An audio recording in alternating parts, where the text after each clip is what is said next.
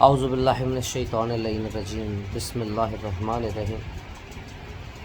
محرم الحرام کے آتے ہی ایک ماحول جو پرسداران امام حسین کے ارد گرد بنا دیا جاتا ہے، جس کے اندر ثابت کرنے کی کوشش یہ کی جا رہی ہوتی ہے کہ اصحاب بہت مقدم ہیں اور ان کی کسی بھی قسم کی کوئی اگر بات کری جائے گی کسی صحابی کے خلاف تو اس کو ایک قانونی حیثیت بھی دی گئی اور کچھ تعزیرات بھی قائم کی گئی، FIR کا سلسلہ بھی بنایا گیا۔ لیکن یہ سب کرنے والوں کے شاید حافظے یا تعلیم یا علم بہت ناقص ہے، کیونکہ ان لوگوں نے کچھ بھی کرنے سے پہلے قرآن سے استفادہ نہیں کیا۔ کہا تو تھا کہ ہمیں قرآن کافی ہے، لیکن حرکات اور عمل یہ بتا رہے ہیں کہ قرآن کو پڑھنے یا سمجھنے کی توفیق ہی نہیں ہوئی، بلکہ اس قرآن کو بھی خیانت کے لیے استعمال کیا۔ تو دل چاہا کہ ایک ویڈیو بناؤں اور لوگوں کے حافظوں کی نظر قرآن کا کچھ حصہ کروں، تاکہ شاید بھولی بسری باتیں یا نہ پڑھی ہوئی باتیں نظر کے سامنے آ جائیں اور یاد آ جائیں۔ قرآن کا 42واں سورہ سورہ شورى، جس کی آیت نمبر 23، جس کے اندر ذکر کیا گیا تھا کہ پروردگار اپنے حبیب سے کہہ رہا ہے قل لا اسألکم علیہ اجرا الا المودۃ ذی القربی۔ یہ میں نے آیت بیچ سے پڑھی، اس کا میں ابھی آپ کو ترجمہ پورا سنا دیتا ہوں۔ لیکن پروردگار کہہ یہ رہا ہے کہ اے رسول کہہ دیجئے کہ مجھے تم سے اجر رسالت میں کچھ نہیں چاہیے سوائے مودۃ ذی القربی کے۔ اب یہاں پہ راوی یا ترجمہ کرنے والے کی خیانت وہ پہلے واضح کروں گا، اور پھر میں آپ کو اس کا مفہوم بھی بتاؤں گا کہ اس کا مفہوم ہے کیا۔ تو اس کا ترجمہ ہے یہی وہ فضل عظیم ہے جس کی بشارت پروردگار اپنے بندوں کو دیتا ہے جنہوں نے ایمان اختیار کیا ہے اور نیک اعمال کیے ہیں۔ تو آپ کہہ دیجئے کہ میں تم سے اس تبلیغ رسالت کا کوئی اجر نہیں چاہتا، علاوہ اس کے کہ میرے اقربا سے محبت کرو، اور جو شخص بھی کوئی نیکی حاصل کرے گا ہم اس کی نیکی میں اضافہ کر دیں گے کہ بے شک اللہ بہت زیادہ بخشنے والا اور قدردان ہے۔ عجیب ترجمہ کرنے والے کا عربی فہم و فراست تھا کہ جس نے خدا کی کریکشن کی، یعنی پروردگار کے لیے زیادہ آسان تھا کہ وہ عربی مفہوم کے لیے حب کا لفظ استعمال کرتا۔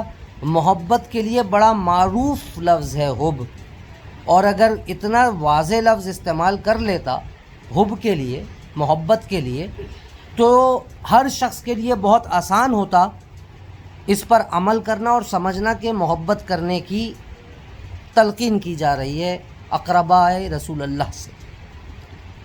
لیکن پروردگار نے بھی چن کر ایک لفظ رکھا، مودت۔ اگر عربیوں کے ساتھ بیٹھیں گے تو بہت سارے عربی بھی ہوں گے جن کو پتہ نہیں مودت کے معنی کیا ہیں۔ تو اب میں یہ بتا دوں کہ جو خائن نے خیانت کری محبت کی، کیونکہ اب یہاں پہ تو آپ جس مسلمان سے پوچھیں گے اس کا دعویٰ یہ ہے ہم اہل بیت سے بہت محبت کرتے ہیں۔ تو اگر اہل بیت سے بھی محبت ہے، اسی کو ڈیفینڈ کرنا تھا تو محبت کے لفظ کے ساتھ خیانت کر دی ترجمہ کرنے میں۔ لیکن اب آپ کو میں یہ بتاؤں کہ عربی زبان میں مودت کے معنی کیا ہیں، مودت کہتے کسے ہیں؟ مودت کہتے ہیں محبت، اطاعت، اور اس کے بعد جس شخص سے محبت اور اطاعت کا آپ اظہار کر رہے ہیں اس کے دشمن کو دشمن جاننا اور اس کے دوست کو دوست رکھنا۔ تو اب میں تمام سننے والوں کی خدمت میں صرف یہ عرض کرنا چاہتا ہوں کہ رسول اللہ کو رسول اللہ پروردگار سے نہیں کہہ رہے ہیں اپنے اقربا کے بارے میں، پروردگار رسول اللہ سے کہہ رہا ہے اپنے اقربا کے بارے میں تمہیں کیا کہنا ہے۔ یعنی اب یہاں جو یہ آیت ہے یہ رسول اللہ کے الفاظ نہیں ہے، ہمارا نبی کچھ نہیں بولتا الا وحی اللہ۔ تو اگر مودت کا لفظ رکھا ہے اقربا کے لیے تو وہ پروردگار نے اپنی وحی میں رکھا ہے، اور جب پروردگار نے اپنی وحی میں رکھا ہے تو آپ کو یقینی بنانا ہے کہ اگر اجر رسالت ادا کرنا ہے تو پھر اہل بیت سے، پھر اقربا، رسول اللہ کے اقربا سے آپ کو محبت نہیں کرنی۔ اپنے پاس رکھو اپنی محبت، بہت ہیں محبت کرنے والے، اسلام سے باہر بھی بہت محبت کرنے والے ہیں۔ تمہیں مودت قائم کرنی ہے، محبت بھی کرو گے، اطاعت بھی کرو گے، ان کے دشمن کو دشمن کہو گے، ان کے دوست کو دوست کہو گے۔ اب اگر آپ اس معیار پر ہیں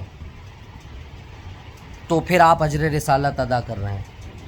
اور یہ جو آج نعرے لگائے جا رہے ہیں عزت صحابہ، ناموس صحابہ، ایک آیت قرآن سے ثابت کرو کہ اس چیز کا تعلق یا دین سے ہو، یا عقیدے سے ہو، یا شریعت سے ہو، یا اجر رسالت سے ہو۔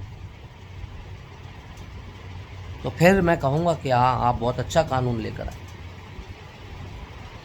لیکن آپ ثابت نہیں کر سکیں۔ اگر ان اصحاب کی زندگی بھی آپ دیکھ لیں تو بہت ساری چیزیں ان کی زندگیوں میں آپ کو نظر آ جائیں گی کہ اصحاب کے اصحاب سے جو تعلقات تھے، اصحاب کے اصحاب سے جس قسم کے اختلافات تھے،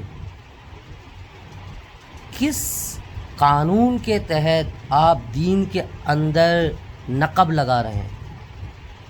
اپنے ذاتی مفادات، اپنے سیاسی مفادات کی خاطر دین میں نقب لگائی تو کفر کریں گے۔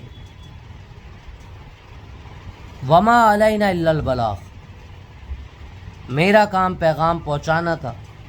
اب جس کو سمجھ آیا وہ اجر رسالت کی ادائیگی کی طرف دیکھے گا، اور جس کو نہیں سمجھ آیا وہ تیار رہے کہ ایک دن ہے جسے یوم حشر کہتے ہیں، اس دن رسول کا سوال ہوگا اور آپ کے منہ میں جواب دینے کے لیے الفاظ نہیں ہوں گے۔